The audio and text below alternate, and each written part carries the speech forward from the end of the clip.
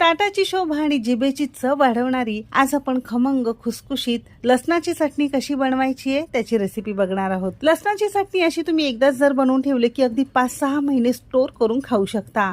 आता यामध्ये काही ट्रिक्स आणि टिप्स तुमच्यासोबत शेअर केलेल्या आहेत। या सगळ्या टिप्स वापरून जर तुम्ही ही चटणी तयार केली की अजिबात ही चिकट होणार नाही, याला बुरशी लागणार नाही। सध्या उन्हाळा सुरू आहे आणि बाजारात छान सुका लसूण मिळतोय, म्हणजे उन्हाळ्याच्या दिवसात तुम्ही जास्त प्रमाणात जर ही चटणी बनवून ठेवत असाल तर अगदी पावसाळ्यामध्ये तुम्हाला ही चटणीचा आस्वाद घेता येईल। कारण पावसाळ्यामध्ये लसूण ओला मिळतो आणि थोडा महाग सुद्धा असतो। शिवाय पावसाळ्यामध्ये भाज्या सुद्धा बाजारामध्ये नीट मिळत नाही। मशी ही लसणाची चटणी जर तुम्ही उन्हाळ्यामध्ये तयार करून ठेवली की अगदी पावसाळ्यामध्ये तुम्ही याचा आस्वाद घेऊ शकता। चपाती असेल, भाकरी असेल, वरण भाताबरोबर तोंडी लावण्यासाठी अगदीच मस्त लागते।